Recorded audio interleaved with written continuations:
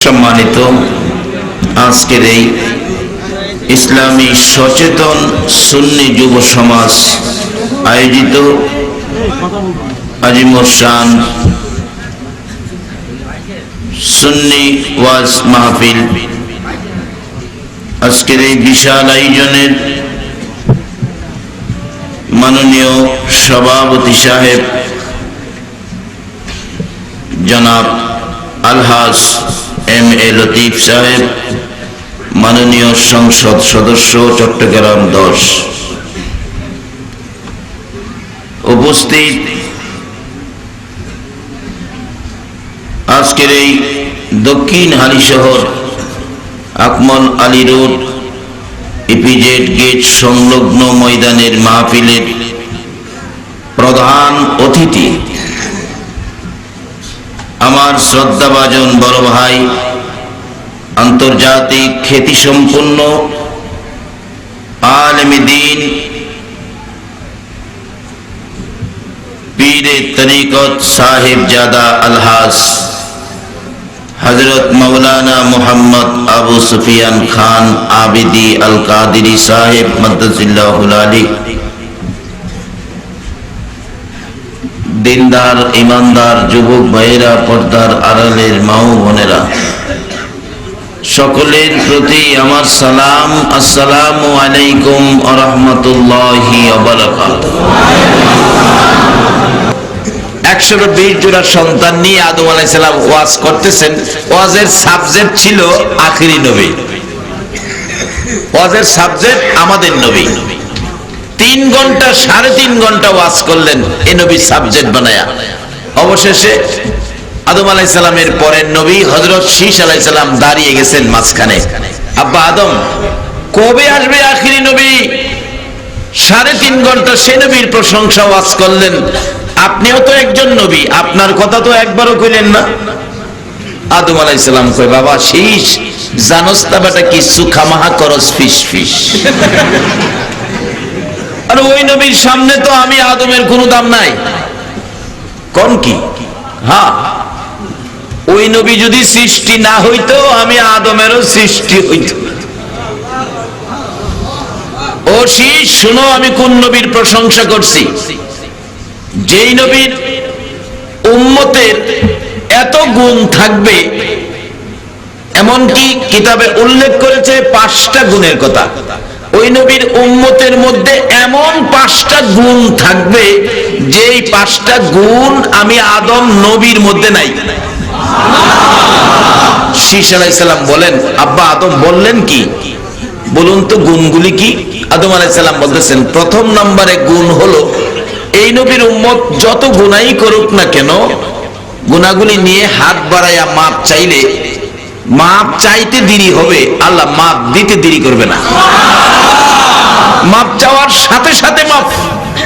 আর আমি আদম আলাইহিস সালাম রে একটা কথার জন্য 350 বছর ঘুরাইছি।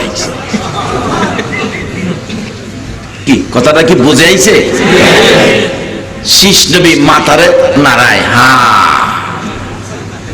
বাবা। 2 নাম্বারটা বেটা শোন, 2 নাম্বারটা, ওই নবীর উম্মত যেখানে গুনাহ করে সেখান থেকে যদি মাপ চায় সেখানেই আল্লাহ মাফ করে দিবে। আর আমি আদম রে সারা পৃথিবী ঘুরাইয়া আরাফাতে নিয়ে মাপ দিছি। আর হেরা যেহানো গুনাহ করে এখানেই মাপ। বাবা বুঝে আইছে। 3 নাম্বার গুণ, ওই নবীর উম্মত যত গুনাহই করুক না কেন তাদেরকে তাদের বাড়ি থেকে বাহির করে দিবে না। আমাকে আর তোর মা হাওয়াকে বেহেশতের থেকে বের করে দিচ্ছে। আচ্ছা, আমরা কি গুনার লাগে চট্টগ্রামের মানুষ বাইর করে মহেশখালী দিছে কেড়ে? যে নবীর উম্মতের এত গুণ, এই নবীর উম্মত হইতে কি আপনারা রাজি আছেন? তাইলে কোনো ভয় নাই আপনাদের। এই নবীর গোলামি করতে রাজি আছেন? তাইলে আপনাদের কোনো ভয় বলুন না। নবীজির গোলামের কোনো চিন্তা নাই, চলো নবীজির জান্নাতে মদিনাতে যাই। বলুন, চলো নবীজির জান্নাতে মদিনা, নবীজির গোলামের, নবীজির গোলামের কোনো চিন্তা নাই। চলো নবীজির জান্নাতে মদিনাতে যাই। বলতেছিলাম নবীর গোলামিতে নাম লেখাইছিলেন ওমর। কিভাবে?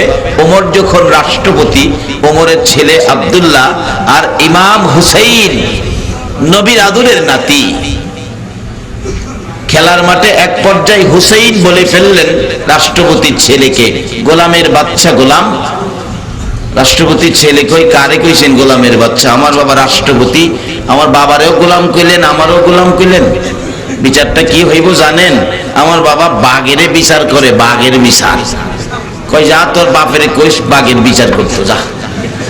বাড়ি গিয়ে ডাকতেছে আব্দুল্লাহ, ওমর বাবা আপনি তো বাঘের বিচার করতে পারেন? হ্যাঁ বাবা, একটা বিচার আজকে করতে হবে। কার? ইমাম হুসাইন রাদিয়াল্লাহু তাআলা। একটা বিচার আজকে করতে হবে। কার? ইমাম হুসাইন রাদিয়াল্লাহু তাআলা। ওমর বলেন, বাবারে যার নাম উচ্চারণ করেছো তার শানে বিচারের কথা বলা আমার পক্ষে সম্ভব নয়। বাবা মানি না, বিচার করতে হবে। যাই হোক, লম্বা ঘটনা, আমি সংক্ষেপ করতেছি, আলোচনার সামনে অনেক। ফিনফিনি বিনবিনি সেনফিনি শুরু করছে। বাবা অবশেষে কই যাও বিচার হবে শুক্রবার দিন মসজিদের নববীতে। হাজার হাজার মানুষ চারদিক জড়ো হয়ে গেলেন। ওমর এত বড় নিদয়া হয়ে গেল, আজকে হুসাইনকে বিচার করবে। যে হুসাইনকে রাসূল কোলে রাখতেন, একদিন নবীজির কুল মুবারকে হুসাইন প্রস্রাব করে দিয়েছিলেন। রাসূল হাসে, হুসাইন এ কি করলে তুমি, আমার কোলে প্রস্রাব করে দিলে? আল্লাহ জিজ্ঞাসা, বন্ধু কি ব্যাপার? নাতির প্রস্রাব যেমন খুশি লাগে, আল্লাহ কি করব, নাতি প্রস্রাব করে দিছে।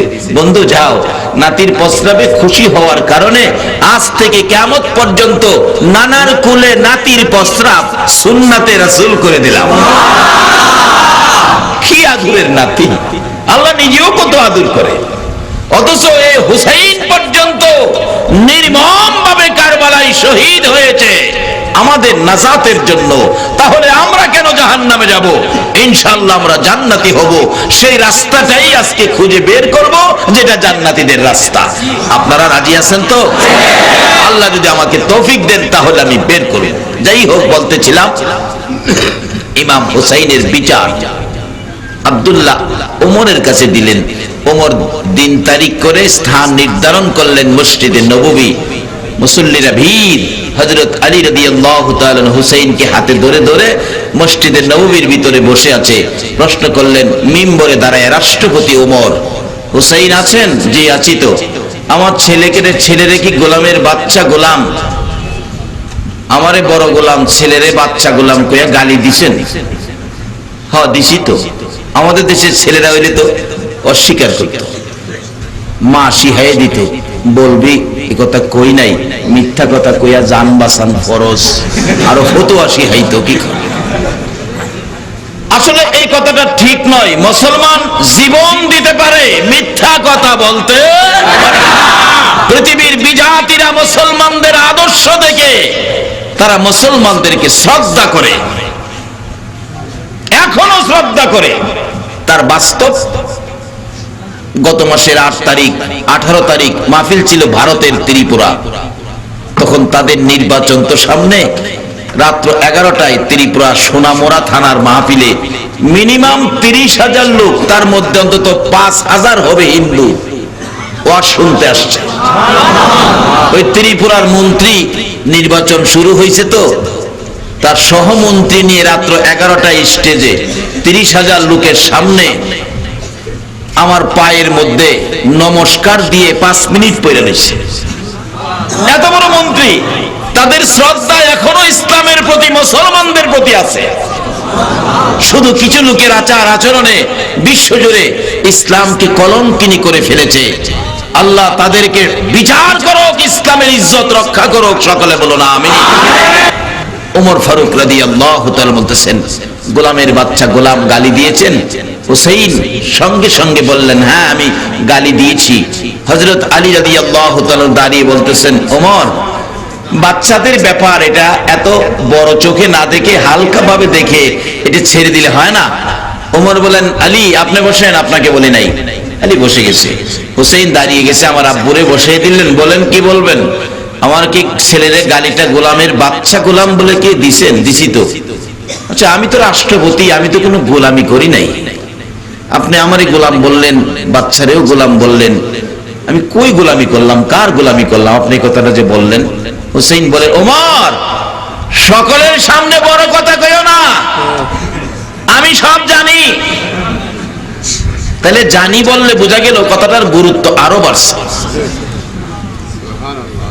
হুসাইন ওমরের দিকে আঙ্গুলটা খাড়া করে ডাকতেছেন, বাবা ওমর, এই ওমর, সকলের সামনে বড় কথা বলো না, তুমি কি আমার নানার গোলামি করো নাই? কার গোলামি? কার গোলামি?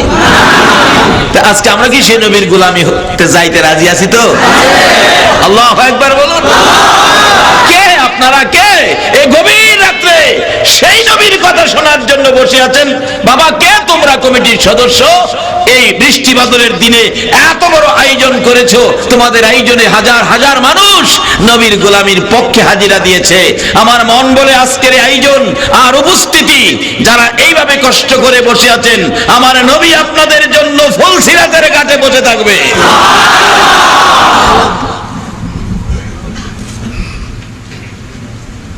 ওমর, আপনি কি আমার নানার গোলামি করেন নাই? কথাটা অস্বীকার করতে পারবেন? ওমর দুইটা চোখের পানি গাল বেবে ছেড়ে দিছে।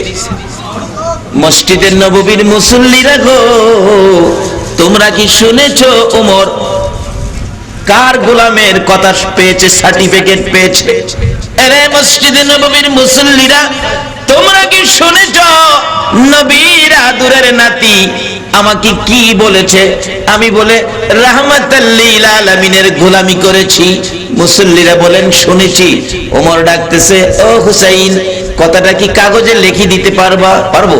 লিখে দিলেন, নানার গোলামি করেছি বিদায় গালি দিয়েছি, গোলামের বাচ্চা গোলাম ইমাম হুসাইন। কাগজটা নিয়ে আসতেছে ওমরের কাছে। ওমর মিম্বরে দাঁড়িয়ে কাগজটা হাতের মধ্যে পৌঁছলে কাগজটা মুসল্লিদেরকে দেখায়া দেখায়া গুনগুন করে গান গায়, নবীজির গোলামের কোনো চিন্তা নাই, চলো নবীজির জান্নাতে মদিনায়। ওমর এই কাগজটুকু লইয়া চোখের পানিগুলো জর্জর করে ছেড়ে ছেড়ে ডাকতেছে, মসজিদের নববীর মুসল্লিরা রে, আমি ওমর আর কোনো কিছুর ভয় করি না, সার্টিফিকেট পেয়েছি। আমি বলে রাহমাতাল লিল আলামিনের গোলামি করেছি, নবীর গোলামের কোথাও কোনো ভয় থাকতে পারে না। তোমরা একটা কাজ করো, আমি উমরের মৃত্যু হয়ে গেলে আমাকে যেদিন কাফনের ভিতরে ঢুকিয়ে দিবা, এই কাগজটুকুন আমার ডাইন হাতের মধ্যে দিয়ে দিও। কোথাও যদি কোনো বিপদে পড়ে যায়, আমার কোনো আমল যদি কবুল না হয় রে, আমি নবীর গোলামির সার্টিফিকেট আমি তুলে ধরবো। দেখ, নবীর আদরের নাতি আমাকে সার্টিফিকেট দিয়েছে, আমার কাগজ দিয়েছে, চিঠি দিয়েছে, দলিল করে দিয়েছে। আমি বলে দুনিয়ার জমিনে নবীর গোলামি করেছি। ফেরেশতারা রে, আর কিছুই যদি আমার কবুল না হয়, নবীর গোলামির খাতিরে আমার আল্লাহ আমাকে মাফ করে দিবে। এইটুকুন লইয়া কবরে যাবে ইচ্ছে করেছেন ওমর। এইটুকুন করার কারণে, নবীর গোলামি হুসাইনের মুখ থেকে মাইনা নেওয়ার কারণে আমার নবী কত ভালোবাসতেন আমার নবী ওমরকে। যেদিন ওমর দুনিয়ার থেকে বিদায় হবেন, মসজিদে নববীতে ফজরের নামাজের ইমামতি করে ওমর 2 রাকাত নামাজ পড়াবেন। 1 রাকাত নামাজ শেষ করে দ্বিতীয় রাকাতের মধ্যে দাঁড়াইতে ছিল, সোজা হয় নাই, বাঁকা অবস্থায় পিছন থেকে ইহুদি উমরকে হত্যা করার জন্য লম্বা ছুরি নিয়ে পিছনের কাতারে মুসল্লি হয়েছে, দাঁড়াইতেছেন, সোজা হইতে পারে নাই, বাঁকা অবস্থায় ডান দিকের এই কলিজাটার মধ্যে ইহুদি উমরকে ছুরি মারছে, কলিজাটা ছেদ্র করে বাম দিক দিয়ে বেরিয়ে গেছে। ওমর যেই বিছানায় দাঁড়াইয়া রাহমাতাল লিল আলামিন নবী ইমামতি করতেন, ওই বিছানাটার মধ্যে ইয়া রাসূলুল্লাহ বলে চিৎকার মেরে কাত হয়ে পড়ে গেছে। শক্তিশালী পুরুষ রক্ত বাহির হইয়া মসজিদে নববী পুরাটা লাল হয়ে গেছে, মুসল্লিদের পায়ের নিচে রক্ত ঢুকে গেছে, মুসল্লিরা চিৎকার মেরে ডাকতেছে আর কাঁদতেছে, কার রক্ত রে মসজিদে নববী লাল করে দিলে। উমরের ছেলে আব্দুল্লাহ মিম্বরে দাঁড়াইয়া ডাকতেছে, দরজা বন্ধ করে দেন, আমার বাবাকে ছুরি মারছে, হত্যা করে ফেলেছে, দরজা বন্ধ করুন, আমি আমার বাবার হত্যার প্রতিশোধ নেব, বিচার করব। উমর ছোট্ট ছোট্ট সুরে ডাকে, রে আব্দুল্লাহ আয় আমার কাছে আয়, প্রতিশোধ নয়, ইসলাম প্রতিশোধের ধর্ম নয়, ইসলাম ভ্রাতৃত্বের ধর্ম, ভালোবাসার ধর্ম, বন্ধুত্বের ধর্ম। আমার নবী শিক্ষা দিয়েছে ইসলাম ভালোবাসার ধর্ম, প্রতিশোধের ধর্ম নয়। বাবা আমাকে খুশি করার জন্য প্রতিশোধ নিতে চাইতেছো, প্রতিশোধ নয়, শুনে যাও, আমাকে খুশি করার জন্য প্রতিশোধ নিতে হবে না, একটা কাজ করো। কি কাজ বাবা? তুমি যাইয়া মা আয়েশা সিদ্দিকার কাছে আমার পক্ষ থেকে দুইটা হাত মার কাছে বাড়াইয়া দাও, বাড়াইয়া বাড়াইয়া বলবে, মা গো আমার বাবাকে ছুরি আঘাত করেছে, বাবা দুনিয়ার থেকে বিদায় হয়ে যাবে। আমার বাবার মনে বড় আশা গো, আমার নবীর পাশে আবু বকর সিদ্দিক জান্নাতের বাগানে ঘুমিয়েছে, আরেক পাশে জায়গা খালি রয়ে গেছে গো মা, আমার বাবা দুইটা হাত বাড়াইছে, একটু জায়গা দিবেন নি নবীর রওজার পাশে, আমার বাবা ওমরকে নবীর পাশে শোয়ানোর জন্য। আব্দুল্লাহ রে আর কিছুই চাই না রে, বিচার চাই না, প্রতিশোধ চাই না, আমারে পারবে নি আমার নবী রাহমাতাল লিল আলামিনের পাশে শোয়াইতে। আল্লাহ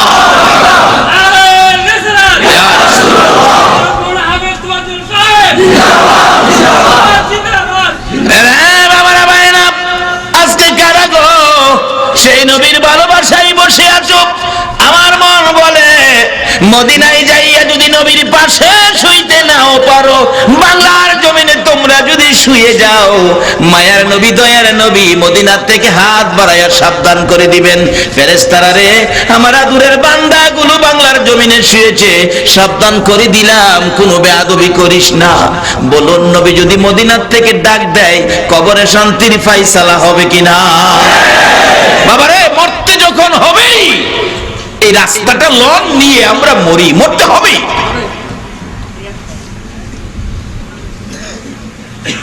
ওমর ডাক দিলেন, বাবা আমার জন্য নবীজির পাশে একটু জায়গানি মঞ্জুর করাইতে পারো, তুমি একটু যাও, তাহলে আমি খুশি হব।